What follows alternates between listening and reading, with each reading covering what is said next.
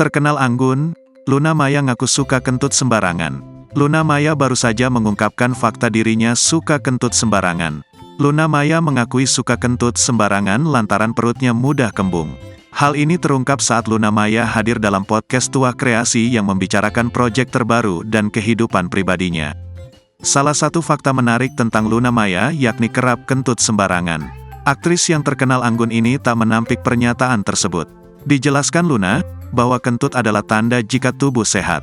Oleh karena itu, Luna Maya tak pernah menahan diri jika ingin kentut. Menurut kedokteran dan penelitian, kentut itu menandakan kalau tubuh kalian sehat.